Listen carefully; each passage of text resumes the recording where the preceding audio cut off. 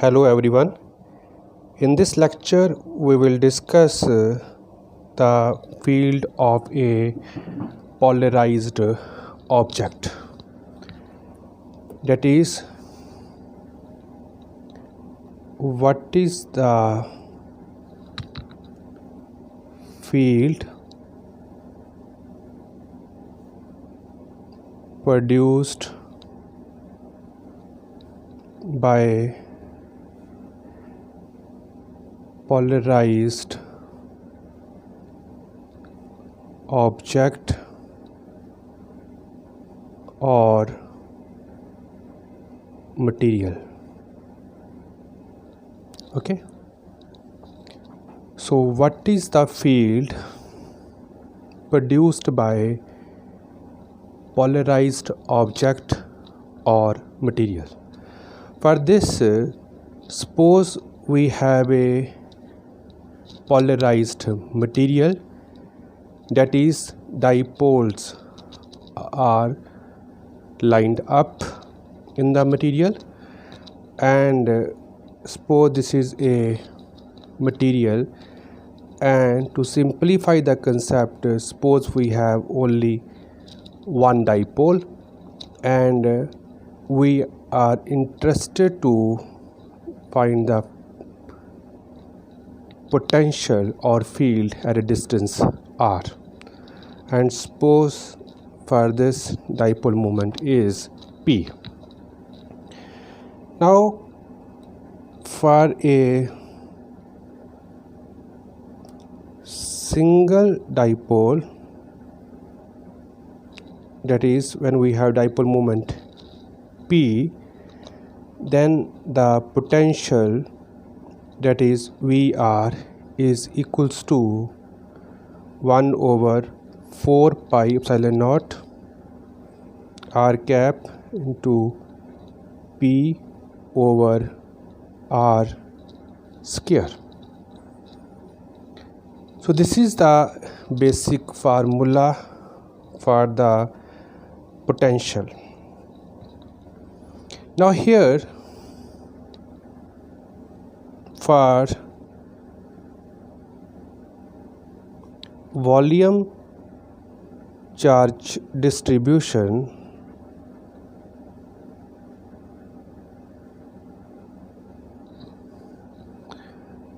so P, that is dipole moment, is equals to capital P into dV. That is, P is the capital P is the polarization and dV is the volume element. Here we are using this formula, that is P, polarization is equals to dipole moment per unit volume. Okay, so now substitute this value in this first equation. So we can write Vr equals to 1 over 4 pi epsilon naught r cap into p dv over r square. Clear? But del 1 by r, that is gradient of 1 by r, is equals to r cap over r square. Therefore, we can write the above equations like this, that is Vr equals to 1 over 4 pi epsilon naught del 1 by r, and here we have p, because this is a vector quantity, so r cap here, and this is dv. So for the total potential we will integrate this. Then when we integrate by parts, then we can write 1 over 4 pi epsilon naught Here we have del, that is P by R dV with integration minus 1 over R del dot P and dV. For this we are using this identity, that is del dot FA. So here del is the vector quantity, F is a scalar quantity, and again A is the vector quantity, and this is equals to F del dot A plus A dot del F. Okay, so next we will apply the divergence theorem. So when we apply divergence theorem, then we can convert volume integral into a surface integral. So we can write VR equals to 1 over 4 pi epsilon naught. Here we have a closed integral P over R dA minus 1 over 4 pi epsilon naught.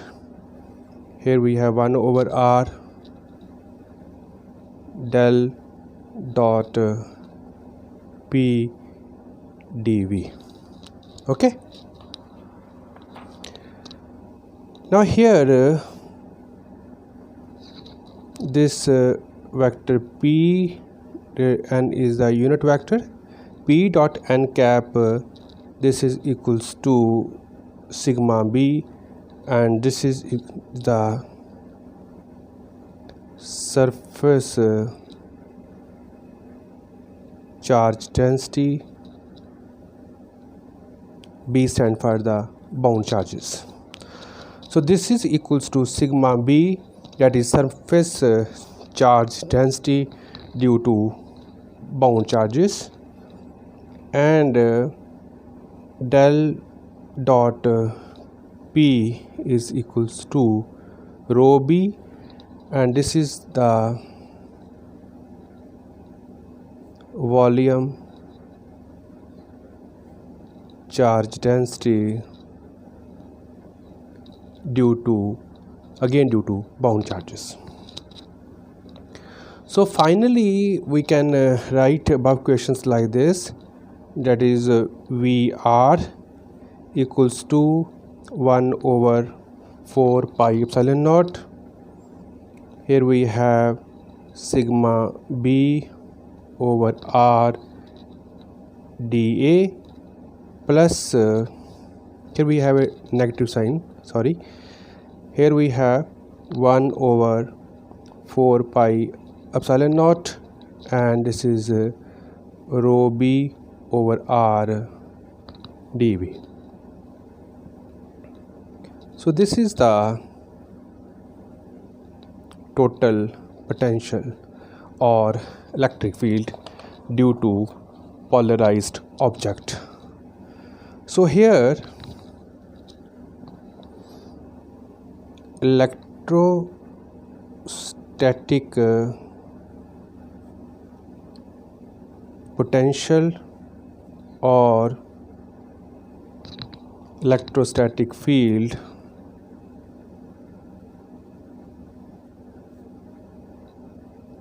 is the sum of surface charge density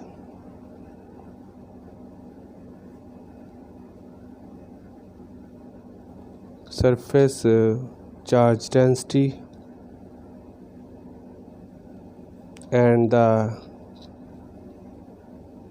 volume charge density.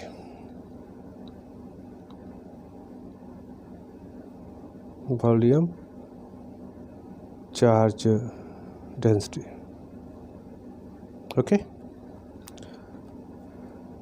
so the field of a polarized object is the sum of surface charge density and the volume charge density. Okay, next we will discuss physical interpretation of bound charges.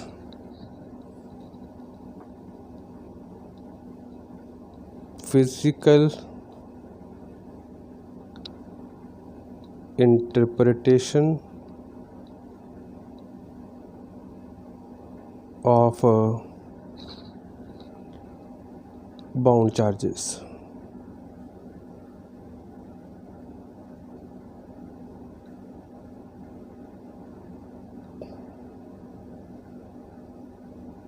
Okay,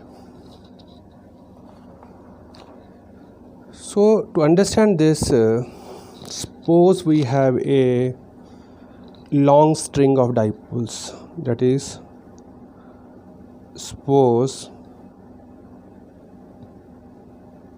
we have a long string of dipoles, that is, suppose here we have one dipole, that is, this is a negative, tail is negative and head is positive. Similarly, here we have a negative, positive, then negative, positive, then negative, positive, then negative, positive. So here head of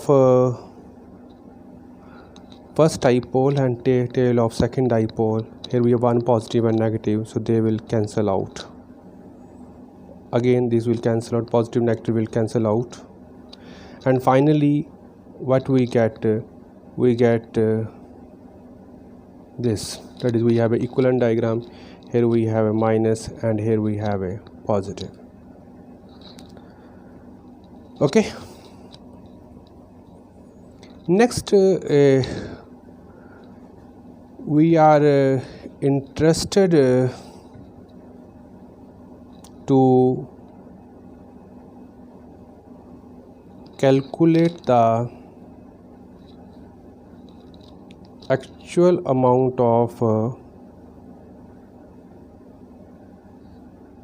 bound charges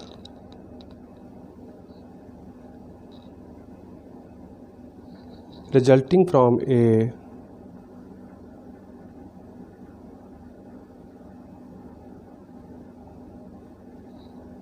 given polarization.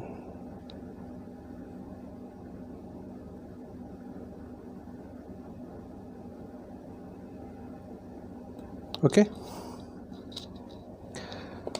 for this suppose we have a polarized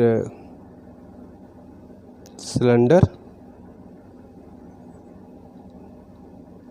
and we cut this cylinder like this, that is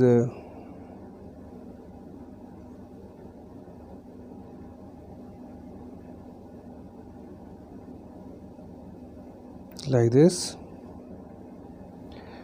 and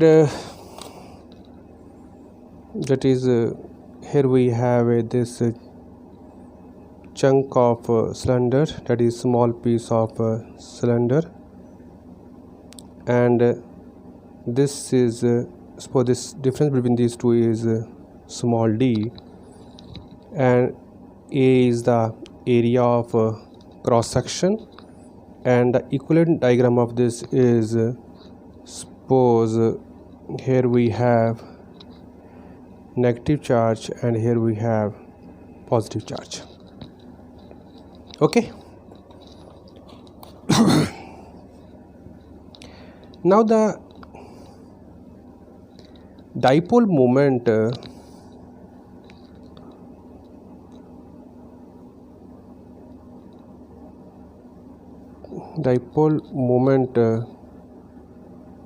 of this tiny chunk, that is small piece, this small piece is equals to PAD. Okay, that dipole moment, that is this P is equals to, or tiny chunk is equals to PAD. Why it is so? As we know, polarization is equals to dipole per unit volume. So dipole moment is equals to P polarization into V. V is the volume, A is the area of cross section, and D is the length. So finally we get the volume, that is AD. And in term of Q, the dipole moment, this is equals to QD. Okay, so here dipole moment is equals to polarization into volume, and here polarization in terms of charge, this is equals to QD. So when we equate these two equations, then we can write PAD is equals to QD. So D is cancelled with this, so we can write polarization is equals to charge per unit area, and this charge per unit area is nothing, this is equals to sigma B, that is the surface charge density. So this is a surface charge density due to bound charges.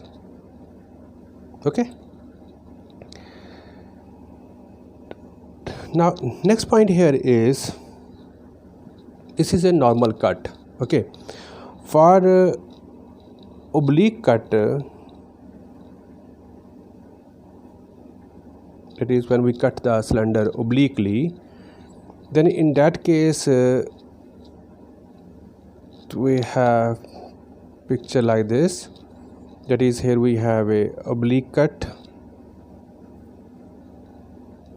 and here A is the area of cross section, and this is the direction of polarization, and here we have a unit vector n cap, and angle is theta, and this is the area, and we can represent like this. Okay, so in this case the only difference, charge will remain same, that is total polarization P is equals to Q, that is charge will remain same, but in place of A we can write A and this in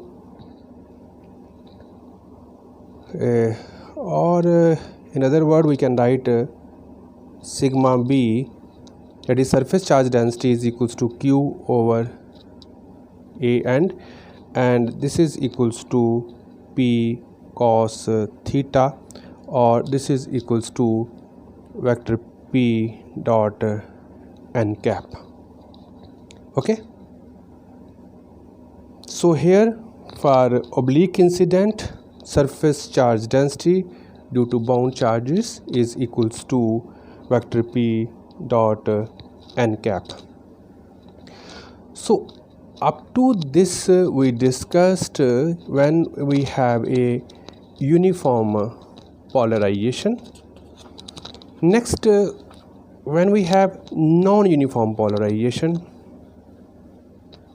that is for non-uniform polarization,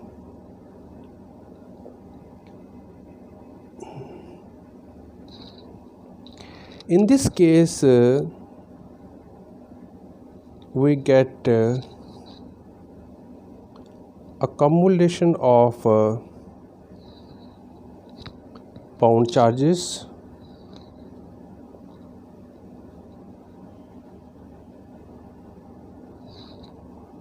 within the material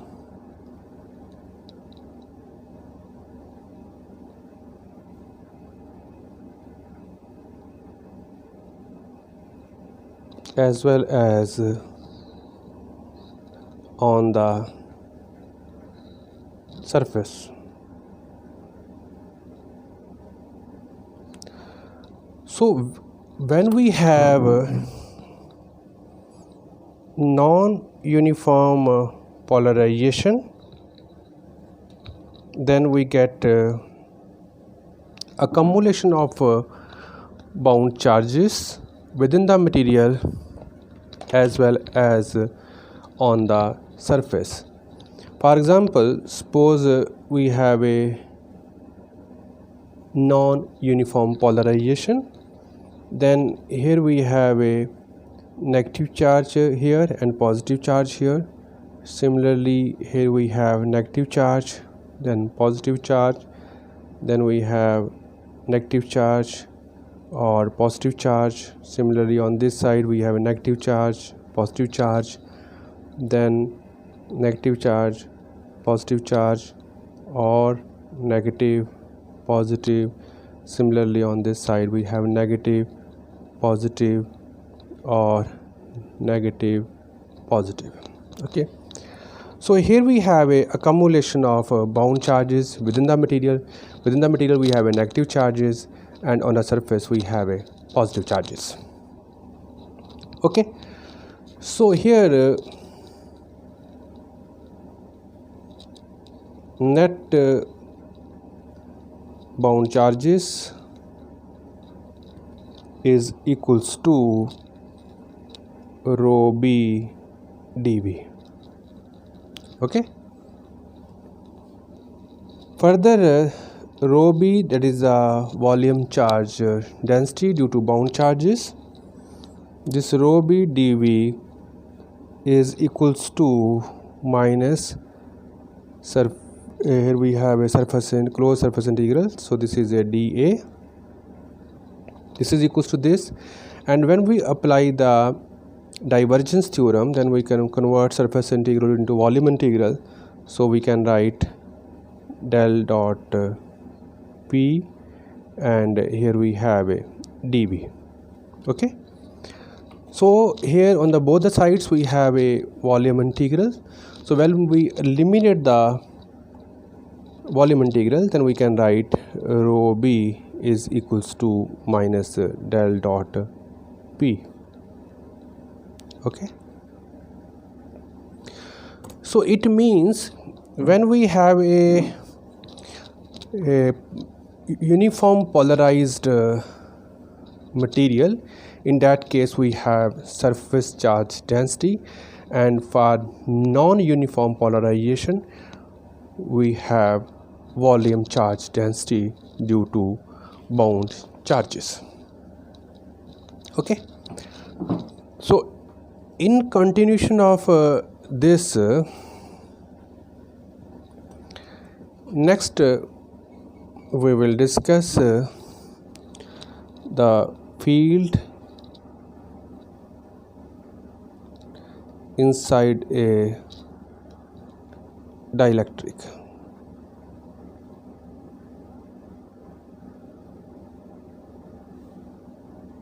The field inside a dielectric. So here we are interested to calculate macroscopic field at some point R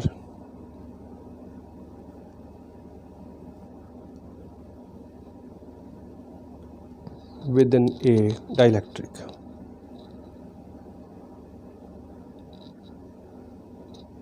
So here we are interested to find the macroscopic field at some point R within the dielectric.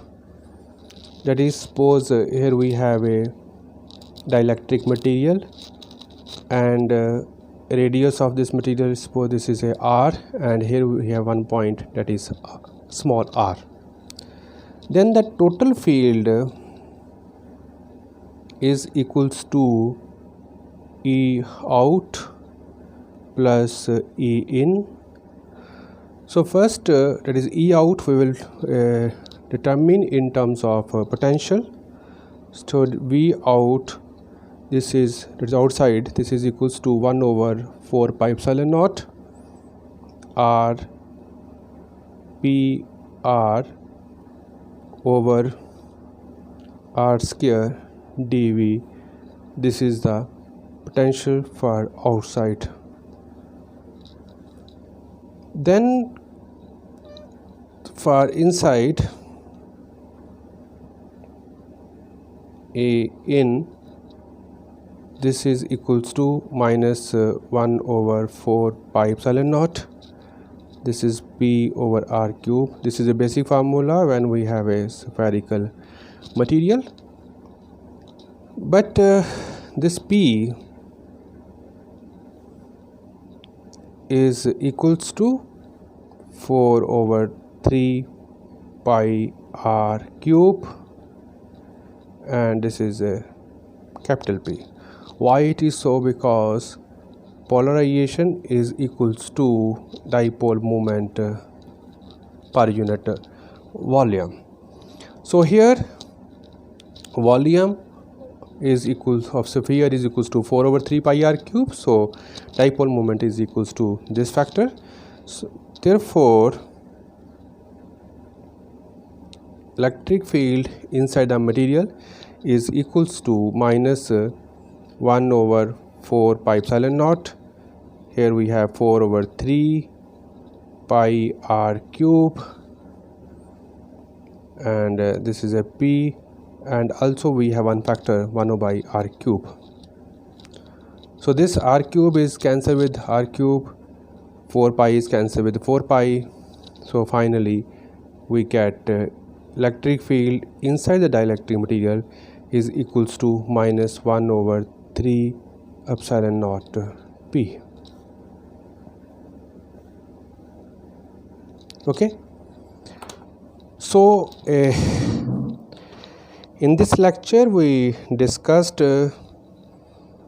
first the field of a polarized object, then physical interpretation of bound charges, and finally we discuss the field inside a dielectric. Okay, thank you.